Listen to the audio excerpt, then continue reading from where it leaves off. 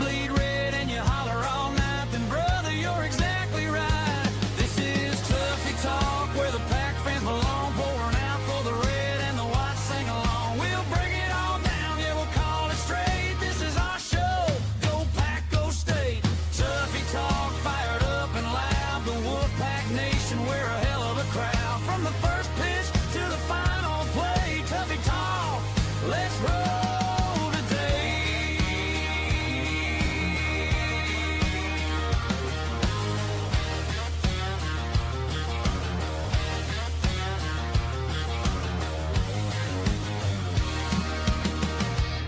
Defensive tackle, nose tackle, KaTron Evans returning back with eligibility, y'all. So For the now. defensive line for now, yep. So the defensive line for now is back, at least with some solidified depth here that we're going to be breaking all down here today. For now. But for now, yeah. We are NC State fans. For now, no, forever. No. Yeah, Always forever. Yeah, Yep. no, forever. So with that being said, though, Greg, let's jump into that here first. So the big news coming out today, KaTron Evans, defensive tackle, transfer in, was originally ruled ineligible after putting in his application for a 5th year. But after And the appeal was denied. and then the appeal was denied, right? Yeah. And then finally because for those that aren't aware, Greg, so basically did he go sue the Supreme Court or Not yet. not yet. Not yet. Well, but also too as well, it really stood out with this case the fact that NC State University itself actually backed Evans with his legal proceedings here too as well. So which said a lot in terms of obviously the fact that NC State was confident enough in his case to actually spend the resources to back him, but also too as well. I mean, it says a lot about him and the potential impact he could have on this season. The fact that NC State was willing to invest the resources to back him as well. Absolutely. Yeah, there was a really good article in the News and Observer today by Jaden Watson Fisher. She did a really nice write-up on what's kind of been going on and a little bit of the timeline. But yeah, not only was State confident, but his previous school in Marshall was confident too, in Tony Gibson. In fact, he was the one that kind of just reached out to Coach Doran and said, "Hey, I got a guy that I think can help your program," which in and of that fact's pretty cool, right? Mhm. And then so yeah, Marshall and State thought, okay, this is kind of a no-brainer. Kid lost a whole year due to some personal issues. Which, again, reading the article, I won't, dissect the whole article here, but like, yeah, homeboy went through some stuff. And Mhm. it's a credit to himself and his moral high character that he was able to kind of pull himself through, right? Kind of picked himself up by his own bootstraps. And really, I don't think the term turned his life around or turned his situation around, but I mean, he's a guy that's come in, done everything, worked hard, um, and Coach Dorn really laid it out. Like, this kid is relying on some of this NIL to take care of his own family, right? And Right. again, that's kind of what the NIL was put in place for, and that he's got potentially some NFL aspirations and, not being able to play for a year. And so the article is really laid out really well. And again, I encourage people to go read the article, but like, it just seems that make it make sense in CAA. Like, and this is the reason why, like we talked about it before, why now they have the 5-5. There'll be no more ambiguity. It'll be clearly laid out. But again, reading the article, it just makes sense. Like, just give the kid his year. Like he literally lost a whole year and then came back, graduated from Marshall. So he's a grad student. It's not like some guy barely hanging on with a 1.0 GPA, Right. taking basket weaving 101. Like, this kid has got his degree. Right. And so, like, give him his 5th year. Like, it just makes sense. Yeah. Sorry. Well, That should have been especially my grind my gear. it should or it could have easily Could for have been, sure. yeah. Well, but because here's my other thing too as well is like you said taking personal leave of absence. I mean Yeah. like his again won't necessarily break down the full family tragedy, but he was dealing with some tragedy A lot of within stuff. his family, a lot of stuff within his Especially at family. his age, right? Like, he's not like Right. a 40-year-old man. Like, this is a guy that's still developing in his life, still trying to figure things out, went through a heavy, heavy load of stuff. Mhm. Yeah. Sorry, I didn't mean So to cut you off. It just it yeah. when because see, I think to the point, again, now I'm really on my grind my gears because, not knowing the full story, right? Like, I heard a couple of things here and there, but, like, again, this article really laid everything out. Like, NCAA, like, do right by this kid or Yep. young man. I always call, kids in college, kids, but, Yeah. like, it just if there was ever a case, and again, I felt like I'm gonna give you the AI summary of this article, but, like, there's been instances like this before in the NCAA where the guy or a gal has gotten their year of eligibility back. Like, again, I think that's what everyone's frustration has been through this whole process of the transfer portal and years of eligibility with the COVID, now the 5th year. Mhm. Like the NCAA had an opportunity to say, "You know what? This is our cutoff. 2022, you'll be included because this is when we're starting up the thing." Normally, you see people grandfathered into these things, but it feels like this was an argument. Like, I think this is just part of the argument. And again, we'll get into tweets of the week and hopefully we cover it in the tweets of the week because I know I pulled a couple of tweets about it. But this is the whole reasoning I think the NCAA is trying to get the Congress involved in the Save College Sports Act. I think they're looking for losses so they can go and basically, be martyrs and go, this is why we need legislation, right? And Mhm. I think they're picking their fights in the wrong places and punishing kids that don't deserve to be punished. Correct. Yeah. No, just like you said, I mean, again, it's you know, at the end of the day, it's not somebody asking for like an injury redshirt year and actually asking for a 6th year, Right. due to something like this. Like it's simply he's asking for what has become basically a standard, which is a 5th year, Mhm. and due to something that again, like, he went through a lot of personal tragedy. So just like we said, just do the right thing, and let's move on here. Like, just like you said, this should have been easy. Just swipe A across the layup. desk, look at it for 30 seconds. Okay, Yeah. sounds good. Yeah. What point are you trying to make NCAA is really the question here. Like what why I would have loved to hear the NCAA's justification for this. You know what I mean? Like, Mhm. I don't know. Just Well, I why think is part everything of gotta it be difficult? Yeah, I think part of it too is they want these things to go to court so they can quote unquote lose. And again, like to the point I was making, just show, hey, this is another example why we need this legislation. Hey, this look, hey, every time we go to court, we get our asses handed to us. Like, well, yeah, because Right. your governing body sucks. Yeah. That's why you keep losing because you have no you have no consistency, no continuity, and it's just Nothing. it's a mess, man. And so the NCAA dug themselves into this hole. But again, I think some of it, I think they wanted to punt. I think the NCAA doesn't want to be quote unquote the bad guy. I think they're tired of like getting their butts handed to them, and now they just want somebody else to kind of be the fall guy, if you will. Mhm. But again, I mean, and because I think we talked about this a while ago, Greg, but you know, is this kind of period that we're in over these last like 2 3 years with NIL, the transfer portal, the eligibility question, things like that. Like, is this as crazy as the NCAA can and is going to get? Like, are we going like we're in this crazy spiral right now of just all this stuff Right. that the NCAA is going on right now? Like, are we eventually going to kind of calm this thing down over the next 5 years? I feel like it has to, right? I think at It this point has it's to. You coming would to a hope head. so. It's coming to a head right now, right? And kind of when all this stuff happened back in 2020, 2021, maybe even into 2022, when they just opened Pandora's box and they Yep. didn't put any governance, they didn't put any really rules or restriction, and it became the Wild Wild West. And again, we've said that before on this program.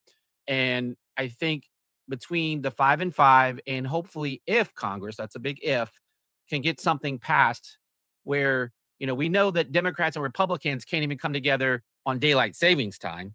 Like, True. how are they going to come together on an NCA thing? Um, Yeah. and it's crazy because again, we're getting close to, some antitrust stuff. You're starting to see, you've seen a couple of teams unionized or colleges unionize. These things are starting to go through. But I think what's going to happen is I think you will get something passed, and then you're going to have a period of challenges like you always do. Things are going to go through the courts, and then hopefully it all just calms down. I mean, really, it Hopefully. just Yeah, yeah. For now, right? Yeah, For for now. now, Yeah. right, Yeah. exactly. I mean, because here's the thing, it's just really is the saddest thing with NCAA where it's just like there seems to be a precedent where basically just Mhm. if you don't like a ruling, just Just just challenge it. go around and sue a couple of times, and Mhm. eventually somebody will say yes to it. Like, Well, and that's like the other thing too, right? Not to cut you off, that you see like multiple um challenges, right? And you see that it's filed in this court, you see it's filed in this court, and they strategically do that knowing that the court is going to be in their favor, right? This court is historically pro union, or right, this court is normally conservative, this court's progressive or liberal, and so right, they know where to go get these things filed, and they know that based off history, that they know that they have a better fighting chance to get whatever they're looking for initially approved, and then again all the appeals and all that stuff. So, you said Supreme Court earlier, and I don't think you're far off. I would not be surprised if this thing at some point in the next 3 to 4 years ends up at the Supreme Court, because there's going to be challenges. There always is.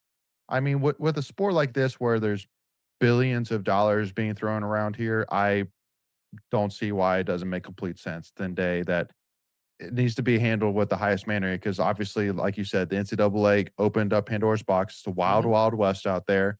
And we're not saying that everything needs to be set in stone, Right. but some things need to be just black and white. There Mhm. what is black and white even anymore, with Everything's rules. gray. Everything's gray these days. Everything.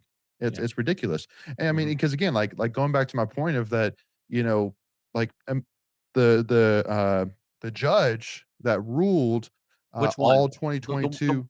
the one in Wait, Colorado? Is that yes, the one yeah. you're talking What? about? Yeah.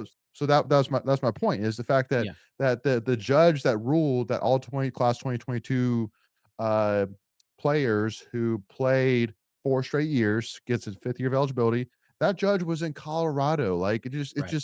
it's so random. Like Right. it's Well, just again, they found a court that was gonna buy into it, because exactly they had a separate one here in they're in North Carolina. I always think I'm in North Carolina, but, like, the 3 guys from NC State filed theirs in North Carolina, and so you get all these pop-ups, and then basically it's a rush to whoever can pass judgment first, and then they're like, "Okay, we got good traction over here, now we're gonna just dismiss ours, and then we're all gonna go jump on that one," right? We'll jump right, on that bandwagon, right. and like, if it works, just keep doing it, right? Just keep filing until you find a place that's gonna take it, right?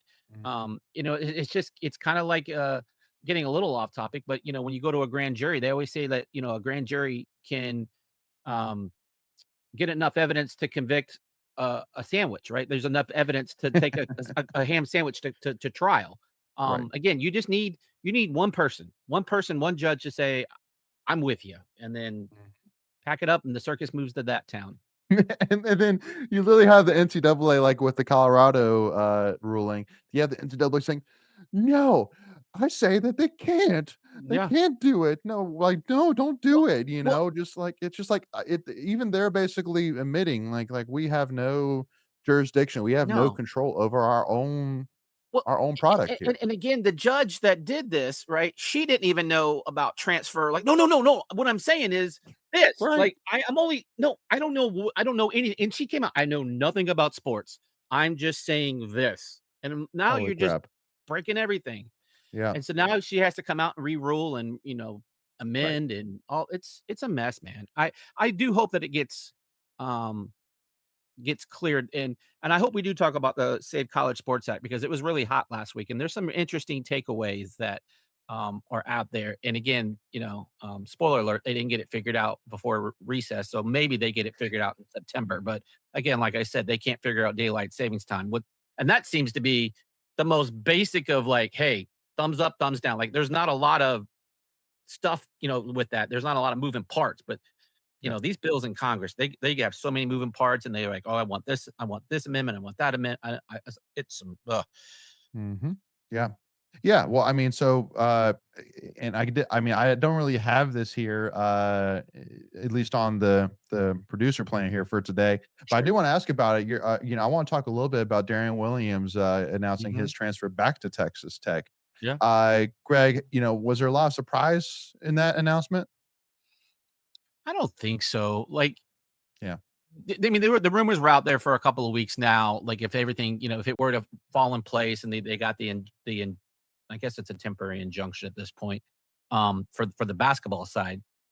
It just made sense. Like, you're familiar with the coach, you're familiar with the city, you're Mm, familiar with the university. They had a need. They probably had enough NIL stashed away to meet his demand. And why not? Like, again, Darrion Williams is going to make more in college than he would in some pro league in Greece or correct. Turkey or France or wherever he might have ended up at. Mhm. But also too, not only that, but obviously if he does want to have a chance at Hmm. making an NBA roster, what better place to go than on national TV, Hmm. which he will be at Texas Tech. But now the question though, which I am curious about, is I think a lot of NC State fans are worried about is, do you think Gainey considered at all Darren Williams? I don't know. Probably minimal, right? He might have Correct. reached out and had a conversation. I Agreed. don't think the talks were going to ever get serious. I don't think that Darrion Williams fits what we have currently on the roster, and two, the scheme and the system that Gainey's looking to employ Mhm. Yeah. or deploy, No, I guess. agreed. And also too, just the price that he probably would have asked Yeah, for, like, yeah, it just doesn't really make sense. yeah. And I, also I'm guessing he's $3 to $4 million easily. yeah, so Maybe that's not that much. Maybe like 2.5 to 3. Probably that's probably more like it. But again, who knows? yeah, still way out of what we'd be willing to invest for Yeah, at sure. this No doubt point, about yeah, it. yeah, Yeah. At this point, you're just looking for just fills or Van Al Lubin. That's pretty right, much it. right. So, but again, more to come in terms of, Mhm. what does happen. And we'll talk a little bit about recruiting here in a second too, as well. But Greg, to kind of bring it all back here to KaTron Evans here. So, Yeah, real quick. So he has a timeline. The next thing is August 18th is his next kind of Zoom hearing, if you will. That will set the timeline schedule of when we look to see, because the other thing is we play football in 3 weeks, 19 days if you're watching at home. So this thing has to get figured out pretty quickly, right? So there's that, and then I think you said, or I said, like, he's eligible till the 24th, or I think that'll be like the next official hearing. Will be set on the 18th. 18th. Right, Yep, correct. right. They'll set out the schedule. So they'll probably have, I don't, maybe they have something before the 24th, but at least for now, this gets him back on the roster, because before he couldn't do anything. He couldn't practice with the team. He couldn't work out with the team. He wasn't covered medically, all of that stuff. So now he's Mhm. back on the roster. He gets full rights and all that with the team. Yep. And yeah, hopefully it's resolved before the 24th, because again, you don't want to, 24th, that's game week. So now you're putting in your game plan. You're figuring out who you're going to have available. So that really does put a drag and a strain on the team and the coaching staff. Agreed. Yeah, no, maybe whoever's making these dates doesn't know college football either. Right. Yeah, So I would hope. I mean, yeah, and again, if we're truly looking out for the best interest of the student athlete, right? Because that's the thing we always hide behind, right? It's what's best for the student athlete. The best thing is to get him, like, get his final hearing. Like, let's stop playing games. Is he or isn't he? Poop or get off the pot. Like, let's roll. that's right. And appreciate you using the PG version too as well, Greg. It's not nine Uh, o'clock yet, so. that's right. But bringing it back though to Katron though, so Coach Doran said back in June on getting him eligible, and I quote, "It's a game changer if we have him." And we all know Doran for sure definitely won't just say something just to say something. He'll tell it Mhm, like it is, mhm. 99.99999% of the time. So to me, that's a quite the quote for him for sure, in terms of his potential impact. And especially, when we did our defensive preview, Ethan and I, which you haven't check that out yet, make sure to go and check that out here right now. But we talked about Josiah Victor and how NC State is very, very high on him, and rightfully Mhm. so. Definitely showed a lot of pop last year, but he only has played 96 career snaps, and he missed 4 games last year. So going into the season with him being your solo, your Brandon Cleveland, say, of this year, would be very nerve wracking at a very pivotal spot right there in the middle of the defensive line. So adding a guy that's a fifth year, that's 6'3", 336 pounds, Good from call. Marshall, has a Yeah. ton of experience. Man, that really has to move the needle in terms of thoughts on defensive line. Absolutely does, right? Again, it gives you an extra piece to play with, Mhm. and it puts other guys back at maybe more natural positions that they like to play or they're better suited for. You're not having to put someone kind of quote unquote out of position, and then it makes your depth guys instead of starters. Right. And and especially the first month or so of the season where it's going to be 80, 90 degrees, those D line guys, they get worn out in a game, and so Yep. you're going to want all the depth and need all the depth that you can.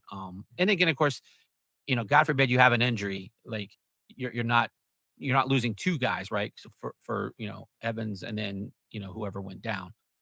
So it just gives you it's a nice little insurance policy to have. Agreed. Yeah, absolutely. So with that being said, Wolfpack Nation here, we're going to move on over to a hot take countdown for specifically a hot take that I think that all NC State fans really need to pay attention to. So let's jump on over here right now.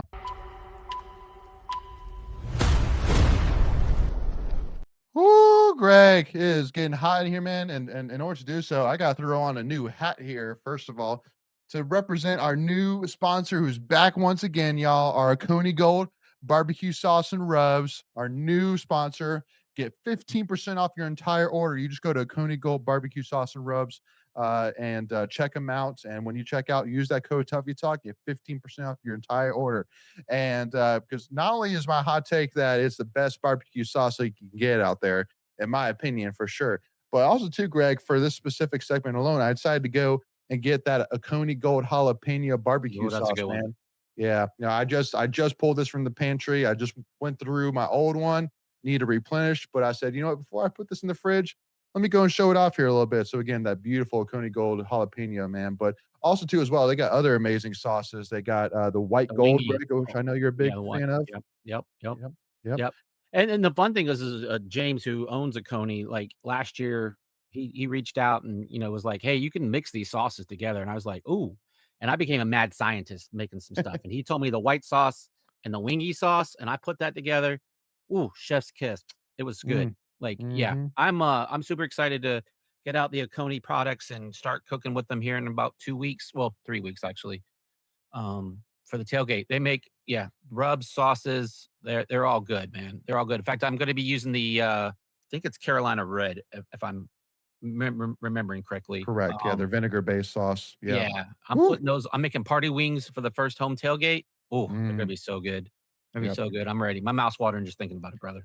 And on top of it too, they just came out recently with a brand new flavor, the Georgia peach barbecue Mhm. sauce. So that I hint wish I of had that peach, last year. woo, I did a Georgia man. theme when we had Georgia Tech. That would have been a good sauce. So I'm gonna have Yeah. to make an excuse just to put it on something this year.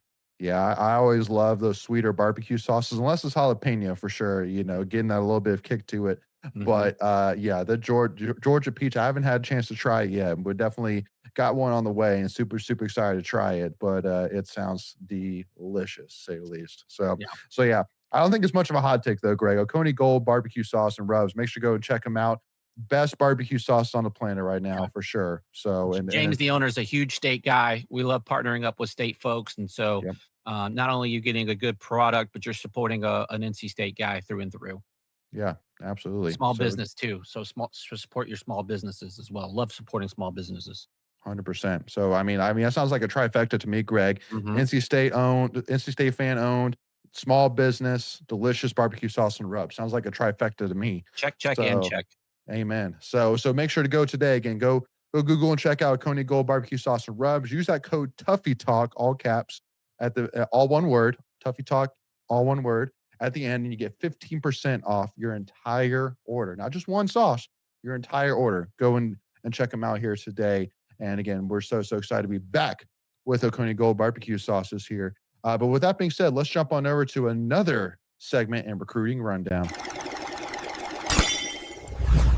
All righty. So, Greg, we have heard some big news as we got two, well, I guess one actual commit, one guy that we're really, really looking at here. 6'11" forward, Jamil Robinson out of Atlanta, class of 2027, so not coming in this season. But Greg, I mean, this is really kind of a first big splash from a true high school recruiting perspective here for Yeah, Gainey. yeah. Give us your thoughts on it. Gainey's first prep pickup. Mhm. Um, A guy from what I was reading about today, a little under the radar. Seems like he's going to be a little bit of a development project. I don't, maybe project's not the right word, but he's a guy that you're going to want to spend multiple years. Kind of again, not comparing the two, but just kind of comparing their paths. Think of a Mikey Wilkins kind of guy where he comes in, needs to, develop, get better, get stronger, Mm, develop his game, but a guy that they think that has the potential maybe in year two to really make an impact for this team. So yeah, really excited. Coach Gainey dipping his toe in the water for the first time in the prep ranks, and we'll see how it turns out. yeah. Now, obviously, for Jamil, he's a guy. If you look at his offer list, he only has 7 offers, and none Sure. of them really pop off the list at all. I mean, Right. it's basically us, then Charlotte, Georgia Southern, Omaha, and Tennessee Tech. So you say, well, why are we even talking about them then? Why are we so excited? Well, I think, listen, it goes back to the fact that I always say that high school recruiting is get the guys you want. Transfer Yeah. portals get the guys you need. Yeah. So hey, because I'm sure obviously he's not probably asking much of anything from an NIL perspective in order to commit. And so you bring him to NC State, and guess what? If he can be your next football version of Jay Sam, your football version of Garrett Bradbury, the guys that had no high school offers pretty much whatsoever, and they turn into superstars, then sure. Hey, if Yep. Gainey sees it and it works out, amazing. Then Yep. then you have a guy hook, line, and sinker to say, listen, like we believed you in the beginning. Ain't nobody shown any faith in you besides us. So hey, listen, if you turn into something, then remember that. Yep. Here for sure.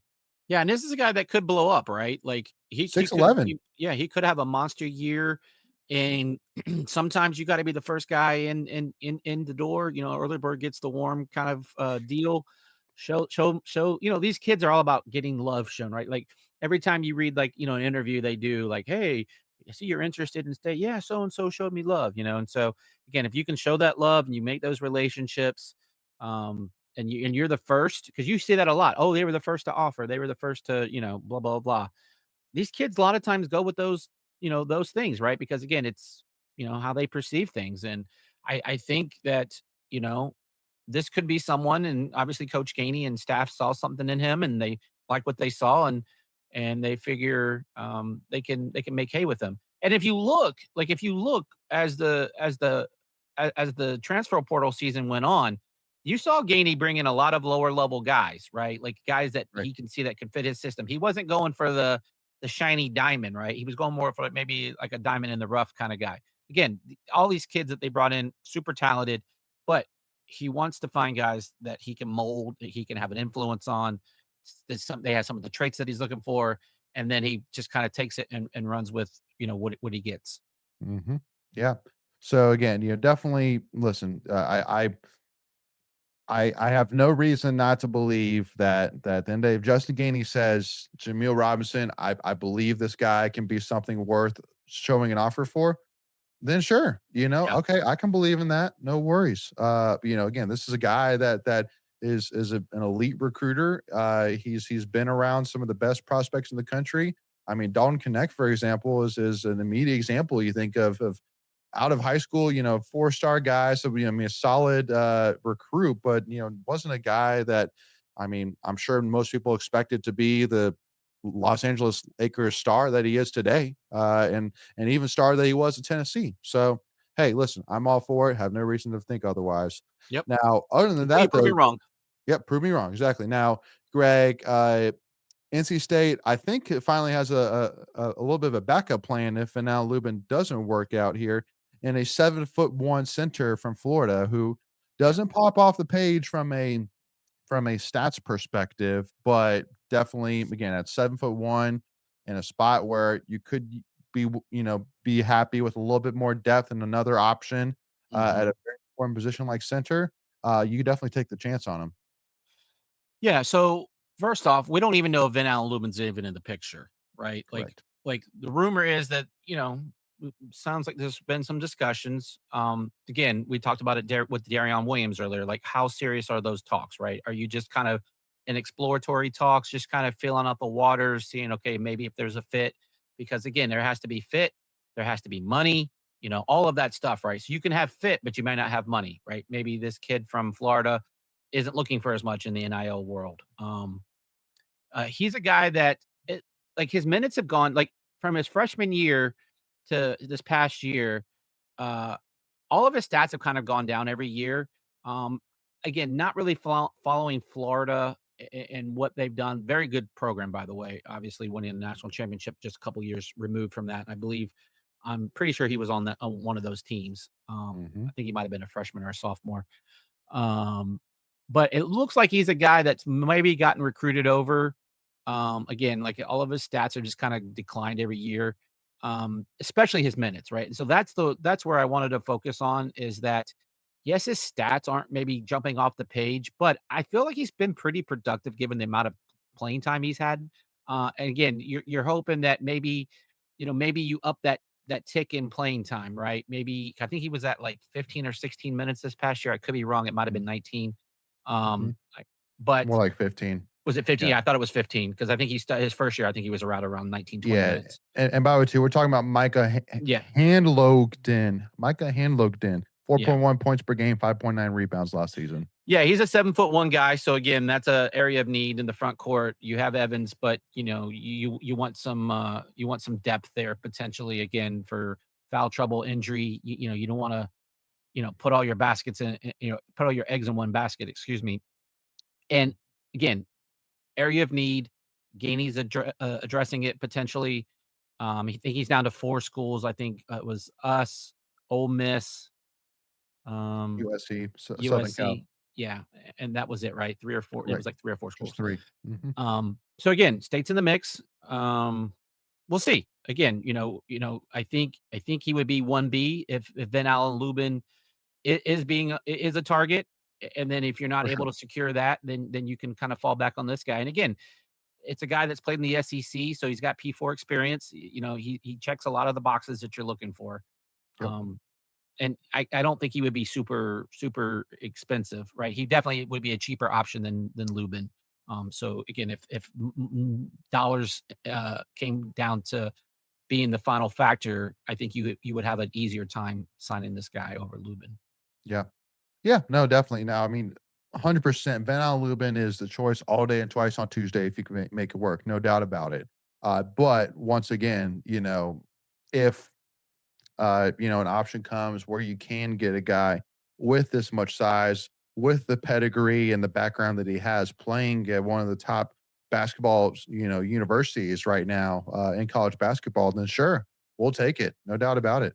Give Kyle Evans a little bit of, more support and give Guinea another option if it's ever needed or called upon. And also, too, hey, listen, it's a guy that's going to come in probably more likely with a chip on his shoulder, wanting to make a point. Listen, I'm not just a 4.6 rebound a game guy. Like, just like you said, Greg, a guy that probably got recruited over and just, coming here to break heads and, and try and make a name for himself. And I think, with the eyes that will be on NC State this season and Justin Gainey, sure, it's a great place to do it. Why not?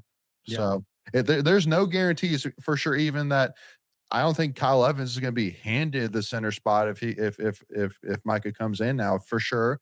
I think he's the presumptive favorite, no doubt about it. Especially with probably the NIL funds that you put towards him, completely get it. But I always say just because you pay the guy, the top 3, top 4 money shouldn't guarantee that he has to start. Now, with that being said, if he doesn't start, then that hurts a little bit because then why did you pay him that much money? But once again, like at the end of the day, we're here to win basketball games, period. Like I don't care if it ends up that the best 5 that you have that win you know, 3/4 of your ACC games, if that team ends up being made up of your 5 lowest paid players on your entire roster, sure, I'll take it. I won't say no. I don't care about winning games. I care about starting the guys that are paying to the most, and what's the point here? So Yeah. it's just that's just my biggest pain now. But again, it's a total balance in the fact that at the end of the season, if you paid a guy a good chunk of change, and you end up playing pretty much not at all the entire season, then yeah, we're definitely going to have some questions around it. So, but again, new coach, you know, give him an opportunity. Let's see what happens here. So, I do want to jump into though. We got one comment here, Greg, here in the chat from Rusty asking, can anyone explain how everyone in the stadium knows that Will Wilson is going to run the ball every single fourth down and he still converts it pretty much every single time or scores a touchdown? Like how can we not stop him? Greg, I wouldn't say either of us are football experts here per se, but for me, really, it's just a matter of listen. Football is an easy sport in the fact that it's two guys going against each other predominantly. It's usually one on one, and basically trying to invoke your will against him, basically saying I'm going to move you backwards. And I don't know, just for me, Will Wilson with his size, with his stature, with his athleticism that he has, which in my opinion is underrated to say the least. It's just a matter of, hey, you give that guy basically 5 feet of distance to get some speed and go get me 6 inches of a yard even. Yeah, I'll put some money on it that's Sure. going to take care of most of the job, but also to the fact that I think the offensive line doesn't really get much of any credit for that even too as well. Yeah. No, I mean, how does it happen? Well, it's execution, right? It's everyone on the team doing what they're supposed to be doing, how they're supposed to be doing it. Mm. And you can have the perfect play drawn up for the situation. You can have the right formation on the defense. They're lined up exactly how you want them. But if you don't go out and execute, it doesn't really matter at that point. And I think that it's just everyone doing their job at the same time, rowing in the same direction, and that Will Wilson, like again, I think Will Wilson does a really nice job of hitting holes. He doesn't dance. Mhm. He knows that he needs a yard, 2 yards, 3 yards, whatever that number is. He puts his head down and goes gets it. That's Yep. how you get it done, right? I think those two things. You have a plan and you go execute it. And look, until the other team stops it, you keep running it. Like Right. if you don't stop it, I'm not going to stop running the same play, right? And again, if you don't like it, stop them. Right. Like that. It's that Well, simple. because one other thing too as well, I think that adds to it is the fact that then day he is a quarterback. Mhm. So it's not like you have a Duke Scott back there doing this. You have a quarterback. So at the end Yeah. of the day, you as a defense can't just simply say, I'm going 12 guys right down the middle and I'm putting it all, I'm going at it. I'm Yeah. stopping this because then the moment that you do that, he has the arm to beat you, Yeah. so, you can't And I'm just hoping go we see all that out this blitz. year. Yeah, I'm hoping we see that this year. Some Yeah. wrinkles to that. Again, you don't necessarily need the wrinkles, but Mhm. you would think, having done this for a year, that the defense are going to get wiser, right? And so now you have to figure out how to counter the defense's strategy. And again, that's just staying one step ahead. And you see that in a lot of sports, especially baseball, right? Like you see a Mhm. hitter that can hit fastballs all day. Well, now you start throwing them changeups and sliders and curves and throw Right, them off speed stuff. Stop feeding them fastballs, right? right, You're not gonna play to his strength. So now, you know, if and when we see it get stopped more frequently, okay, now we need to reevaluate. right. Well, and obviously, don't do that on 4th and 1. Do it on 3rd and 1. 3rd and Correct. 1, perfect time to do it, in my opinion. Because then if you don't get it completed, then guess what? You got 4th and 1, and you just tell Wilson, "All right, it didn't work. Go back and get the job done." So I do wanna highlight freak 2 freak list participants in Duke Scott and Colby Cronk. Duke Scott last year, on the freaks list was number 66 last year. He jumped 48 spots, to number 18. Steps in as a running back 1, we all know about that, but he has a 38.5-inch vertical. Keep in mind he's 5'10", so that's over half of his own height that he can jump in the air. 10 feet 2 broad jump, 4.35 second 40, 350 bench, and a 405 clean. Uh, Again, just an absolute beast to say the least for sure in terms of what he's able to accomplish from an athleticism standpoint, which is why, once again, I think NC State was all for saying, I'm willing to let go of Hollywood to invest in what Duke Scott can be this season, which in my opinion, Greg, is an all ACC back. Yeah, absolutely. I think he's got the potential to kind of pick up right where Hollywood left off. it'll be interesting to see how that combo plays out. Is he going to be a featured back? Is he, are we going to go running back by committee? Um, yeah, time will tell. But I think there's definitely a potential there. I think there's no doubt that he can surprise some people. Again, I did the hot take earlier as we were kind of beginning our football chat this year that I think he could be a 1,000-yard runner for the first time since Reggie Gillespie in 2018. Mhm, But again, we'll have to see how that plays out. mhm. Yeah. And then the other one is Colby Cronk, defensive lineman number 41 on this list, which makes sense with what I'll go over here. But it's his first time on the list. His nickname is Crash, by the way, too, which I think is funny because there's only really one reason I'm guessing why it could be that way. And maybe and you heard a pot from him one day with him hitting the pads and said, all right, his name's Crash. But Yeah. he was 260 pounds last year. Now he's 285. That D'Antonio Thunder Burnett effect there. 6'3" frame, broke the program record, not the year record, not the decade record, the team record, the program record with Yep. a 410-pound power clean, which is crazy because he's only a sophomore. Like Yeah. he's still got 2 more Body by years. Thunder. Yeah, he's still got 2 more years to develop, man. Like Mhm. this dude get a 500-pound power clean. That's Yeah. insane to say the least. And I mean, because again, we're not talking about any. There's been a lot of beasts that have come through from weight room perspective through NC State. So to say Yeah. it all as already a sophomore, he's already broken a record is crazy. I mean, even Catavia Street, Yeah. who squatted 700 pounds, that was his senior year.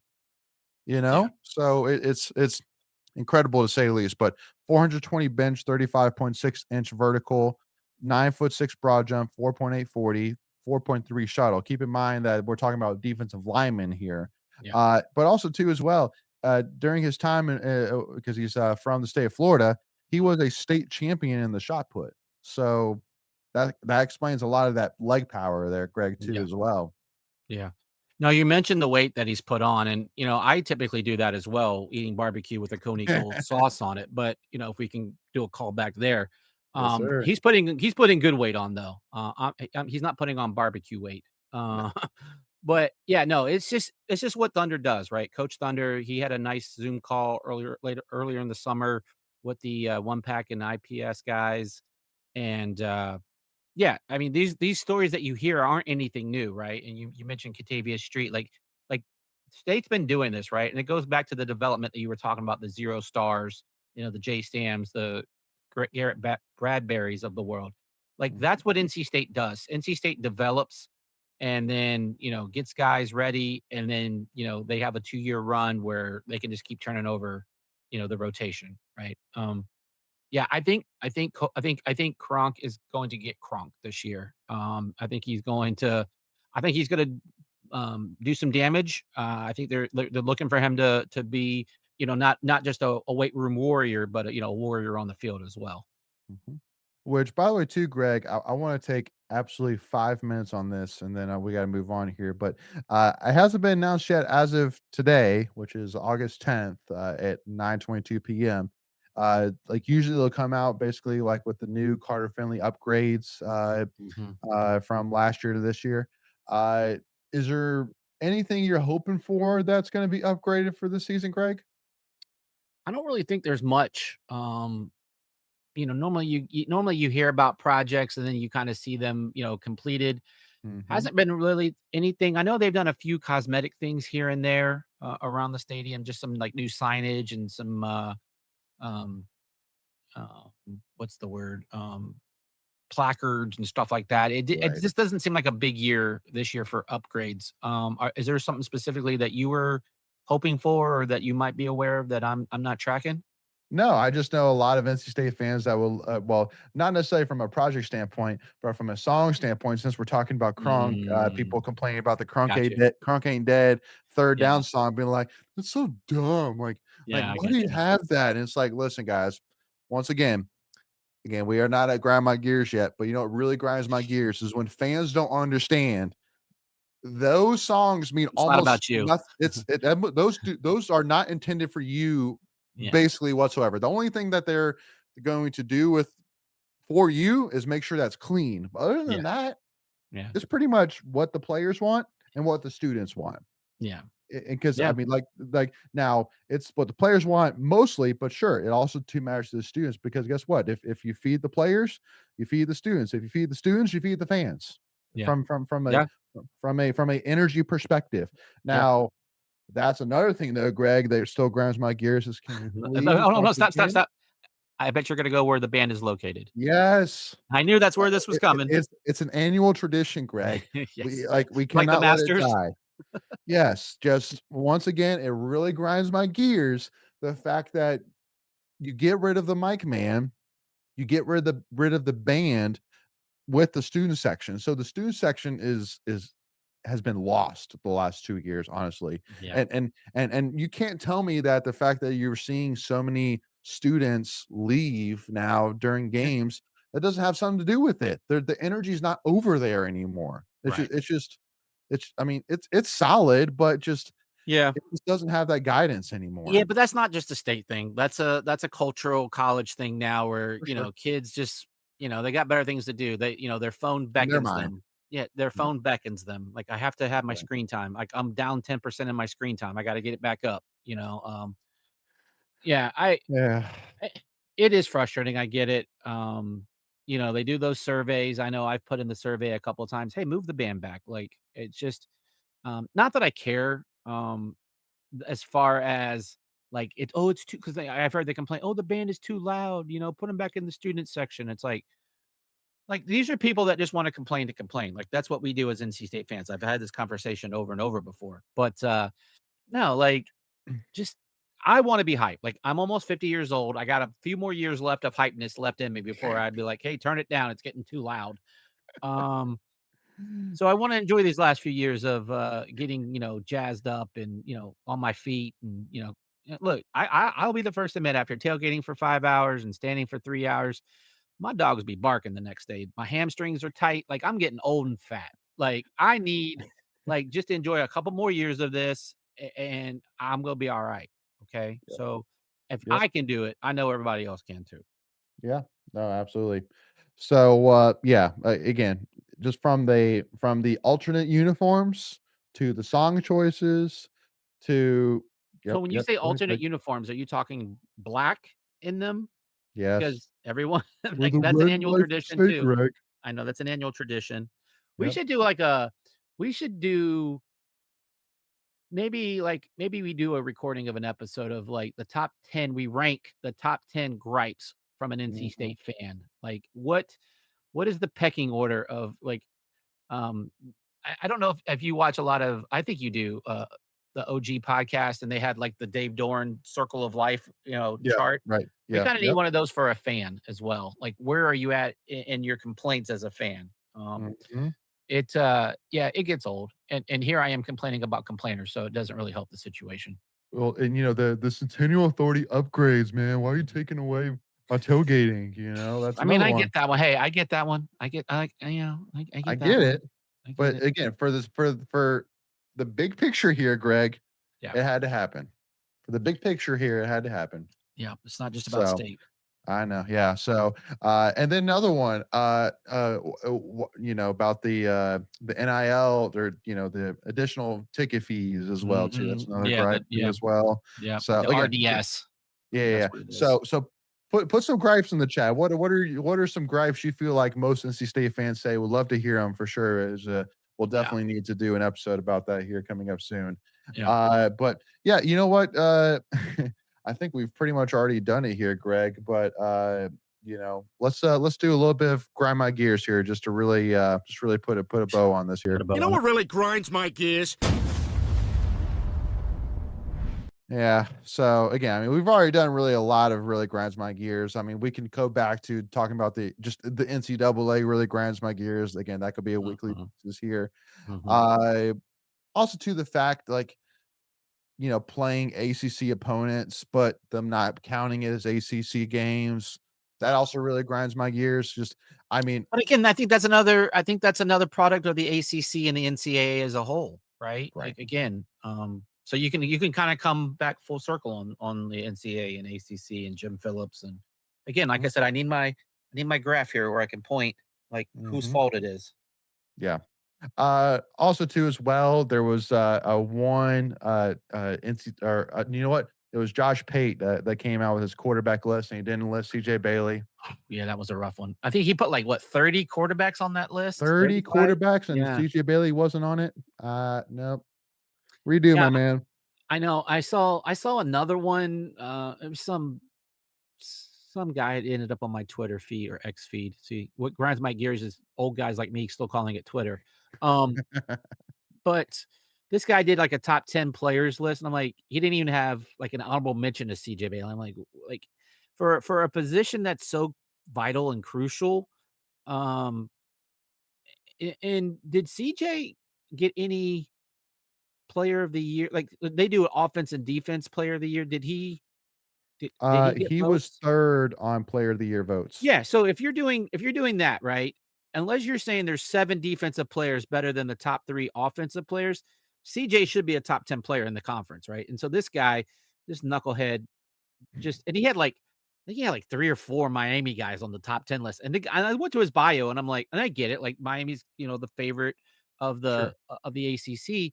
And then I went to the guy's bio and I'm like, dude, are you a Miami fan? And he's not. I'm like, I think you're just taking the top teams and then cherry picking names off of this because Correct. again, it was I don't know. I thought it was wild. And again, like we'll always be homers for our guys, but Sure. CJ Bailey not in a top 10 ACC list is insane to me. Yeah. Yeah. No, definitely. Another thing that really grinds my gears is 3:30 PM kickoffs on August 29th in Charlottesville. Whoa, oh, not in Brazil? Is that where you're going with this? Well, hold on. I'm getting there, Greg. I'm getting there. 3:30 is Wait. prime. That's good Well, time. but dude, that summer sun, man, at the peak of day, man, it's gonna be No, hot we're gonna be during wearing black tailgating. uniforms. It's fine. I remember in 2014, when NC State played at USF, I was talking to the USF, student equip managers, and the week before, I think they played Louisville, and they wore their black uniforms, at USF, and they were like, That "Yeah, what that was didn't the go game? well." Was it early season? Oh, yeah. Yeah. Yeah, it was like 3rd game of the season. Ugh. Probably Yeah, a noon no, game. Beautiful, yeah, smart. Yeah, there's a yeah. reason why the Bucks wear white until, like, October at home. Which, uh, by the way, Greg, 2 things here. First of all, what grinds my gears? Have you heard anything about money back yet from Brazil? Yes. Nice. Okay. Well, slow down. Okay. Slow down. Slow down. So it's funny you say that, right? Because I went on my grind my gears rant from last week, and then the next Yeah, day I magically had an email. I don't think it was me that caused the email to go out, but I wanna feel like it uh, did anyway. yeah.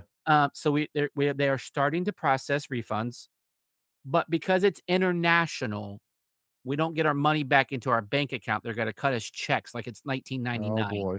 Like, who the hell has checks anymore? They'll send you Visa gift cards, Greg. Probably, yes.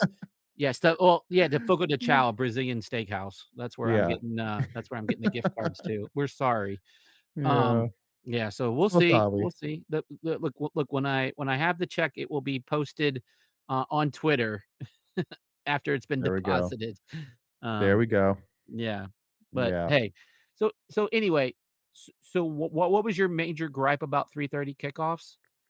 Just I mean well, I mean, just the fact, I mean, like, it just do a nighttime game, nighttime game, Yeah. just out of the summer sun, Well, it's the ideally. TV schedule. It's the TV No, schedule I know. because USC is playing somebody. I think they're playing like New Mexico State or Hawaii or something. Yeah, So of course they're gonna eat up the evening time slots. yeah. But At again, least we got Greg, a I better was just time slot than Carolina. right. Well, but here's my thing, and It this doesn't is matter why how we get them. this is why it's on grind my gears, Greg, is because Yeah. then day I'm talking to somebody who's trying to figure out if Charlottesville is even doable. I'm like, well, I got a Are you newborn. trying to are you That's trying not great, to go? huh? Are you trying to go? Well, I was talking about it, I have 4 and free tickets. well, listen, Greg. I already made the decision, and that I'm not going to face the wrath of asking my wife to go with a newborn at home. I Boo. just like I've, but Boo. unfortunately, saying to myself, man, it's gonna be a hot freaking game to start the game there for sure. I'm like, and then gosh, forbid we lose. Oh man. So anyway, but again, uh, So again, that's why. Like it wasn't a major grind my gears. It was a mini grind my gears. It was a Hold mini on, one. hold on. Uh-oh. Whipped. You didn't have the sound effects, but I pulled it up on my phone. Yeah, okay, yeah, No, we I get get it. it. You got a kid at the Yeah, house, and yeah, she's yeah. already having to do a lot for you since you're lazy. So I get it. Oh, all right now. Anyway, though. All right. Don't make me call the guy out to give you a kick in the behind. In the behind. Yeah. Oh, geez. Mm-hmm. Wow, Yeah. you literally have that queued up. That is disturbing It in will so live many here forever, Greg. forever. Forever and ever. Oh, All fun. right. So with that being said, let's jump on over to another of our favorite segments here and Tuffy's tweets of the week, y'all. So our first tweet of the week here from Noah Fleischman with the Wolfpacker. I got an amazing picture there of Isaiah Moore and Jermaine Pratt, and listed a combined 577 total tackles, 284 solo tackles, 61 tackles for loss, 4 interceptions, 19 passes defended between these two guys. Which I didn't even know, Greg, that Pratt was back in NC State. Yeah, neither. I saw this the other day and I was like, oh, I know he was like with the Raiders earlier in the season last year and then asked for his release, went to the Colts. Had a productive season too. Like it wasn't like he was slacking. I mean, he had, I want to say it was like either like almost 100 tackles or over 100 tackles. So he was still productive. I think 10-year career through a couple of teams. But yeah, I'm interested to see if this is, kind of just a training camp thing or if he's going to come on the staff as a grad assistant or something. I don't Right. know. Yep. I'm sure they could find a way, but yeah, what I love about this picture as well is that, these guys get to learn from an NFL pro, that someone that's been there, done that for 10 years. Mhm. When this guy talks to you, you better be listening, right? Like he's played at the highest level, has succeeded, played in the Super Bowl. Mhm. So he's done, been there, done that, got the t-shirts. Yeah. Yeah. Well, and two, even more so, a guy that didn't even get recruited to NC State as a linebacker, got recruited to Right. NC State as a safety, and not a high recruited safety, a 2 3 star They do. safety. Yeah. So, I mean, another guy I think on the list, Greg, maybe not to the level of Garrett Bradbury, J Sam, diamond in the rough, but definitely diamond in the dirt. Maybe not rough, but diamond in the dirt for sure here in Yeah. Jermaine Pratt. So, Yeah. so a guy that you could really say, hey, listen, this is a guy that trusted the process and it Mhm. worked out for him. Got Mhm. got a lot of money and now he's back at NC State. And again, I think another thing too is the fact that I know the NC State the Dave Dorn haters are gonna hate for me to say this, but does it not say a lot, Greg, at all? The fact that you look around at Coach Dorn, you see all these former players Yeah. that are wanting to be a part of his program, and not Mhm. just like wanting to be a part of like, sure, I'll come to this event. Sure, I'll show Yeah. up at this practice. Sure, I'll show up at this game. Like, no, they want to be on the coaching staff. Yeah, They you got want to 2 right here. learn for Coach Doran. Yeah. 100%. Yeah. Yeah, you have guys like Locklear, Thunder. There's a couple more. Isaiah Moore, Jermaine Pratt, right here. Right, that's what I said. These two, and then Yeah. there's a Okay. couple more. There's probably I think there's like 5 or 6 guys at least that had played at state previously that's on staff in some sort of fashion. Mm-hmm. That I think it might be more, to be honest with you. I'm just safely guessing. But Yeah. yeah, it's great to see these guys come home, guys that had successful pro careers. If it weren't for injury, I think Isaiah would have had a pro career as well in some form or fashion. I think he would have been good for 3 to 5 years in the pros at minimum. Yep. If it weren't for his knee issue. But Mhm. yeah, no, it's great. Again, guys that have succeeded, you got accolades and trophies and rings, and it's good stuff, man. I love it. I love the fact that they want to come back also and give back to the who made them successful. Exactly Kind of right. just again continue to pass the torch down the line. Yep. Well, especially to a guy like Jermaine Pratt that has no need No.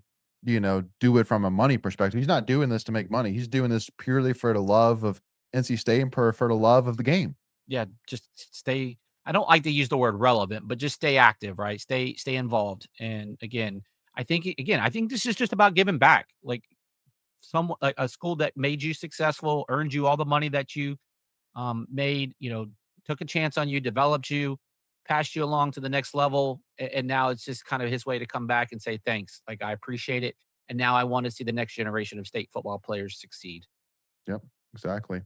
So our next tweet of the week here from Ross Dellinger saying, per the amendment obtained by Yahoo Sports, if a Power League school wants to move to another Power Conference, the school can avoid the 5-year probationary period if it withdraws from its league within 180 days of the bill's reenactment. So, Greg, Enactment. sorry, enactment. Sorry. So, Greg, I'm assuming this is tying around, also to another annual tradition, which is conference realignment. Yeah.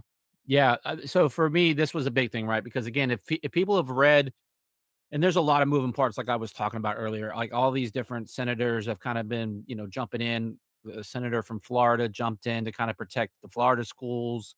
You've seen like Tommy Tuberville get in there. You've seen a couple other senators get in there about some other things that are a little bit more political. Mhm. So I won't really get into that stuff. But so there's some political stuff with regards to this. But for me, this was the big one, right? Because again, everyone kind of keeps pointing to the year 2030 when the buyout for the ACC kind of takes its next dip. Because I believe there's some kind of milestone there. I don't remember what it is. Maybe the TV rights is looked at again or something to some effect. Again, I apologize for not being completely read up on it, but to the point, like you've heard of like Florida State and Clemson specifically looking to get out a couple of years ago, and then there's been rumors about Miami, and then Carolina has been kind of floated around there for conference expansion. Uh, Now, with that being said, so again, if the bill, this is back to the say College Sports Act. Once the bill originally was going to be done, there was basically a moratorium for 5 years before a school could jump conferences. Now they want to basically get a one-time get out of jail free card to bypass that 5-year restriction. Now, that does not absolve you, and to the point you were making earlier, that does not absolve you from the buyout of the league. Obviously, schools can negotiate that if the conference is willing to, Yep. but, you could see something as soon as, assuming this is gonna it sounds like this is gonna pass in some shape or form, probably in September, October timeframe. So you could be looking at around the 1st of the year, some major movement in conferences, um, to basically kinda reshuffle the deck of where schools are gonna land, right? Mm. Um, and again, there's all kinds of other stipulations, 19 team, um 19 team limit, no divisions. Like there's again, they're putting in all these amendments that will obviously be negotiated slash debated. Right. Um, but yeah, stand Yeah. by Stand by. What was the phrase, Greg? For now. For for now. now. Yeah. Yeah, for Yeah. now. Again, this is fluid, right? And again, they were hoping to get a This is initial, fluid. Yeah. they were hoping to get an initial like it's called freaking monkey. I can't remember what it is, but essentially it's a poll, a straw poll. Like, hey, like if we were to bring this to the floor, what does it look like? They were hoping to do that on Friday of last week and maybe get a vote over the weekend. But again, there's so many moving parts. You got Nick Saban sending in letters of recommendation because he testified earlier Yep. this year on the Hill Yep. about this stuff, and um, yeah, so many moving parts. And you have 50 states, right? Right. And all got to look out for their own institutions, universities, conferences, and everyone has an opinion. Yep. No, exactly. All right. So our last tweet of the week here, Greg. And This I'll is let back you to intro. that's the initial. Yeah. So we kind of did Yeah. this in reverse. Okay. But yeah, Ross Dellinger. If this stuff interests you, it has interested me. I'm a sponge for knowledge, and I love just staying up with current events and news. But here he lays out. I believe this is the current version. Like I said, it's very fluid, and they keep adding things and taking things away. And you got conferences because initially the SEC and Big Ten were like pound sand. We're not interested in this. But again, they had some discussions and they had some ears of lawmakers, and so they were able to put their 2 cents into this. And Mhm. again, it's ever moving. And then, Jim Phillips, again, the ACC is for this. Like the ACC, because of, the pecking order, if you will, SEC, Big Ten, they're like, we don't need you, right? And there's been rumor that they might start their own super league and like everyone else can take a hike. And then you have you have the ACC and Big 12 kind of posturing for third dog, if you will. And there's been rumors that you might see Big 12, ACC kind of do a hodgepodge, a hybrid conversion, if you will. Yep. There's going to be schools left out in this thing, and again, there's still a lot of dust to settle on this, and it's kind of fun to watch. Because again, you've seen this kind of beginning to happen over the last 5 to 7 years. You started seeing some movement, and the SEC kind of stepped out first when you saw the additions of Texas and Oklahoma, Yep. and then the Big Ten kind of did their thing as a counter move with Oregon and Washington and USC. ACC kind of made a counter move, and so you have basically what sets up to the showdown, if you will. Right. And this is kind of the showcase showdown, and whatever comes out of this, and then you'll see another set of filtering and movement, and it's kind of fun to watch. Now, from a fan perspective, I think it's kind of sad and disturbing. Oh, and one of the other things I thought, I don't remember the senator that put in for this. Oh, it was oh boy from Louisiana, John Kennedy.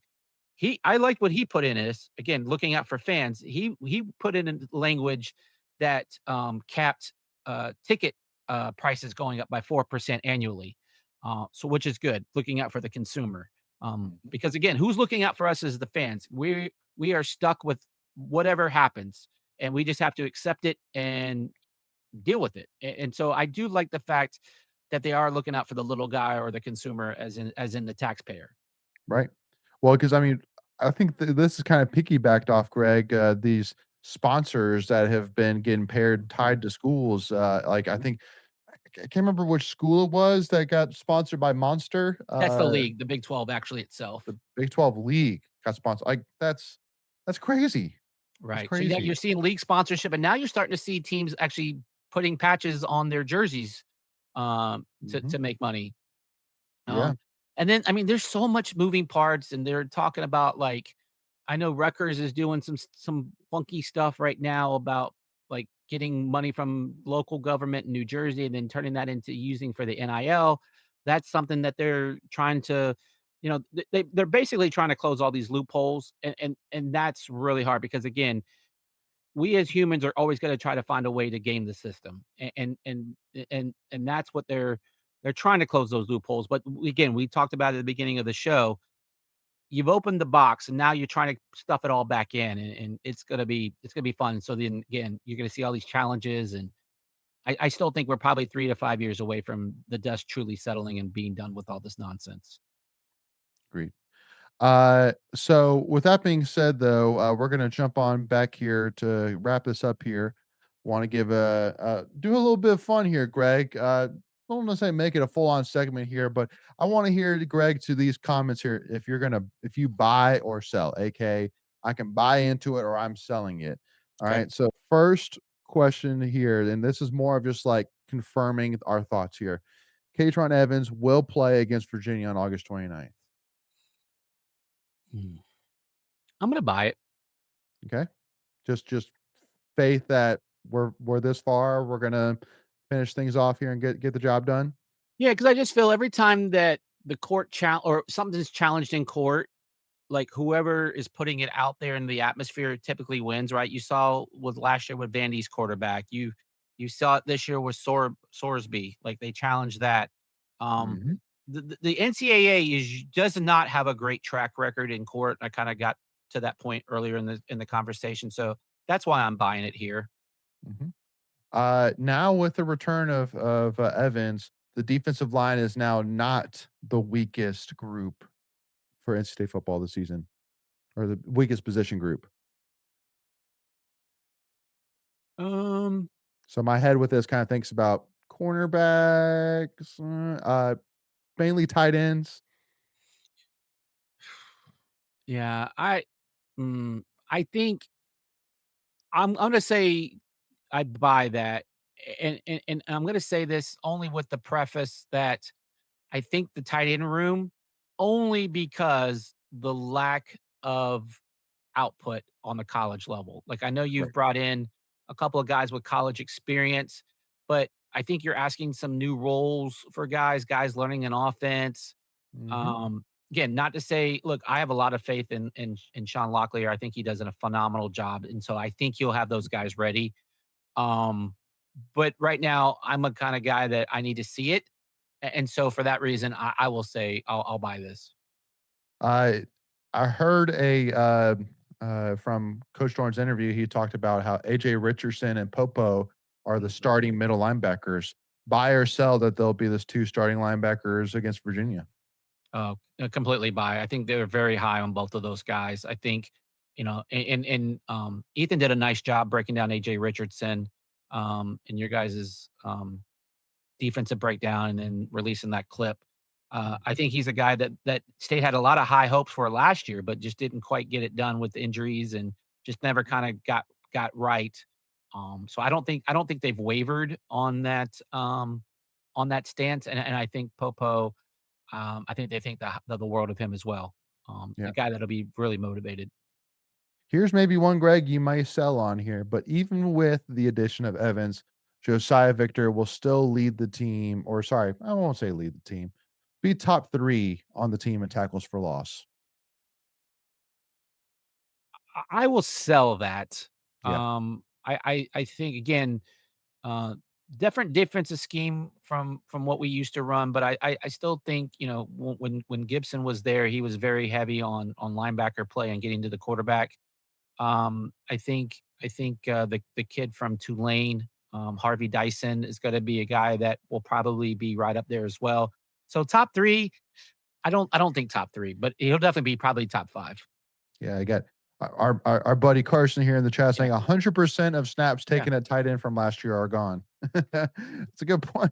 Though if you saw Yeah. in my well, I don't have it on this. Yeah, there it is. Preston Douglas stays away, right? And I think he's a guy that's I think he's primed for a breakout year. You saw some flashes of it, especially in the late in the season and in the bowl game last year.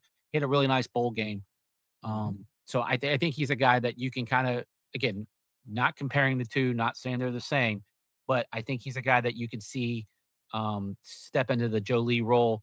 And then the kid from Oregon, they're really high on. He's a guy that's put on like 20, 25 pounds since he's got here. Mhm. Again, not really sure what he's known for, more of the blocking of the receiving. But again, I'm really high on Coach Locklear and what he gets out of the tight ends. I mean, Yeah. that's a really good group. Yeah. But also too as well, got 2 more here, wrap up here. So buy or sell, NC State wins 8 games this season. I So buy it. this is a little bit of a teaser for our upcoming, our official NC State football season predictions here. So Yeah. you buy that. I do. Obviously, Vegas has them at 7.5. So to win that bet, you have to get to 8. I think again, everything being the way it is today on August 10th, an injury here or there can definitely sink that prediction. But if they stay healthy, I think the schedule works out very well.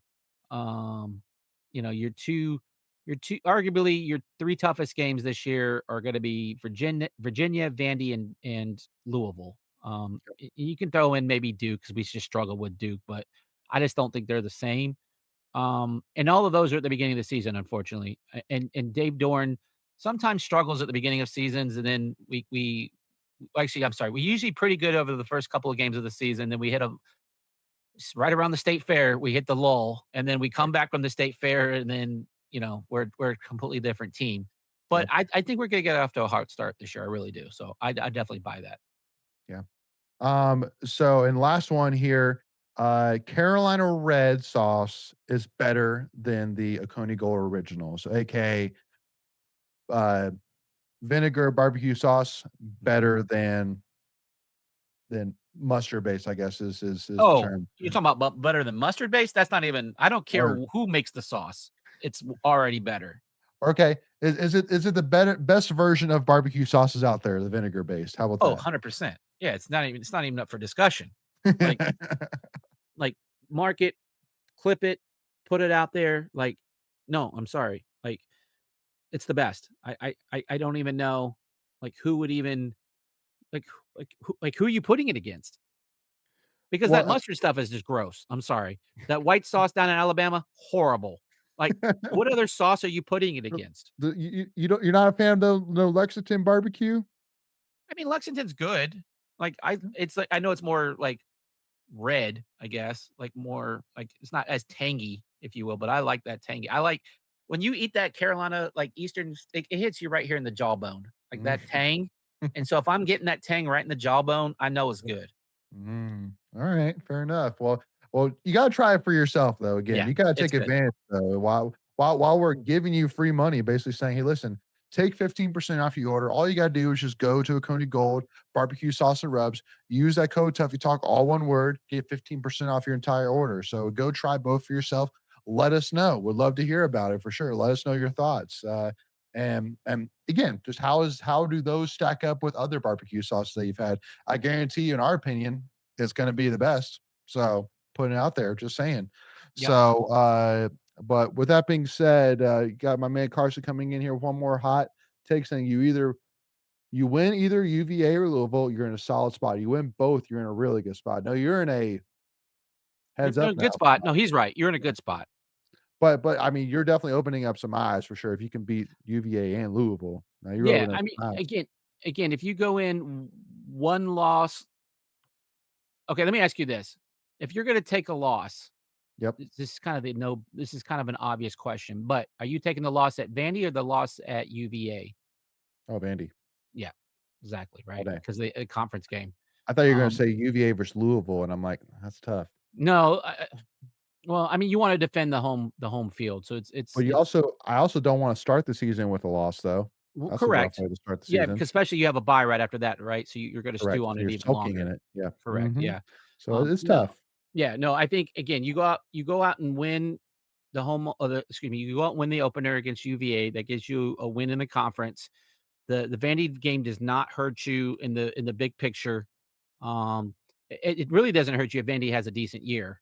So if you do have the one loss, um, I don't think I mean, obviously things will play out. I don't know if the ACC gets 2 teams into the playoff. That's I still think until they expand it one more time, I it's tough, right? You might be in the conversation. You saw how almost it fell apart last year with Miami. Um, Oh, yeah. No, definitely. I don't know if the ACC gets in 2. That's my No, concern, right? So I think the obviously the easiest path is winning the ACC. agreed. Yeah. Still loved, Manny Diaz trying to make a statement. "Yeah, I think Duke should be in it." Dude, shut up. No way. Stop it. No way. No, But there's at the end of the day, it's like we are looking at a scenario if Duke had won 5 years from now, they would have been in the playoff with a 5 loss. Like, they're guaranteed. Like, ACC will be guaranteed a spot at the table. Um, so again, it's always the easiest path is always just to win the conference. Yep, Um, but yep. yeah, you gotta get there first, and For that's not sure. what we've done under the Dave Dorn era. So, first We step, have not. get there. Second step, win. Yeah, exactly right.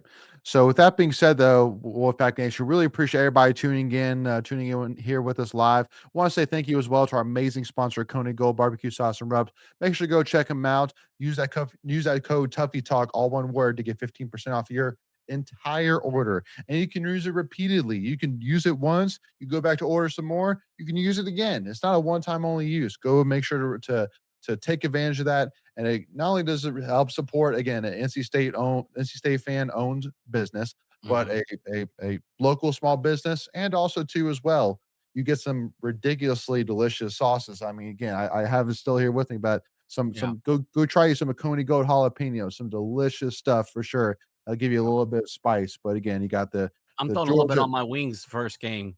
Like, we're doing like yeah. a kinda like a Tex-Mex theme, and, Mhm. I'm gonna put a little bit of jalapeno in there just to give it a little tang, little Well, pump. something. There you go. Yeah. Yeah, I love it. Hey, So before we wrap, can I give a go ahead. shout out? Is it cool? We Yeah. have a new viewer tonight. We have first time viewer on the watching us tonight, and she should be in bed right now, but hopefully she made it through. But my granddaughter was gonna watch us tonight, so just Oh, wanna say we love you, Claire Bear. She's coming to the first game, the home game, so I'm excited to have her, at the game and having her experience her first tailgate, and I can't wait for her to go meet Mr. and Miss Wolf, and, like, it's gonna be awesome. So, it's great being a dad, but it's even better being a grandpa. So amen. super excited about that. Amen. Yeah, love that. And, that's another thing that I think probably gripes Cincinnati State fans. Why is she married, but she's Miss Wolf or No, M Mrs. Ms. Wolf? That's an acceptable. It's not MISS. So It's MS. that's Yeah, right. So not that miss. can be that can work. Yeah, exactly. So, yeah, Rob, we'll see you Saturday too as well. Looking forward to it. What 19 Saturday? days Did I away. miss something? Oh, sorry. What are we? Friday night, right? What are Or we talking Friday about? afternoon? Well, Saturday. So, for game day. See you Saturday. See you Oh, on Saturday, okay. game day. See Oh, you on just in Saturday. general. Just in Sorry, I'm general. slow. I'm Just slow. giving a shout out here to the comments here, man. No, I appreciate So, Rob. yeah. But with that being said, too, as well, though, not only go check out our amazing sponsor, Oconee Gold, actually go check out Patreon too, as well. You only $5 a month. You get access to 3 members only videos per week, which is 12 members only videos a month for only $5. Go ahead, Greg. So what you're telling me, you can take the savings that you get from Oconee Gold, roll that into Patreon, and boom, there you Boom. go. Hey, Boom. Rob, It's so that real quick, simple. sorry not to interrupt. Meet the Pack Day is on Sunday, not Saturday. So that's what Rob is referring to. Meet the Pack is Sunday at 4:00. So So don't show up on Saturday at 4 o'clock, Rob. You'll just be all by yourself. well, Or you apparently they if you go to the area on Saturday, apparently the Carolina Hurricanes is having their yard sale. So there might be some good gear to go get from them. or Rob, you could be first in line to make sure you get CJ's That's autograph too. dedicated. That's Yeah. dedication. I look, that's Hey, dedication. hey, listen, it's just like you said, Greg. That's where the real state fans That's are where the real fans are. are right there. So, Absolutely.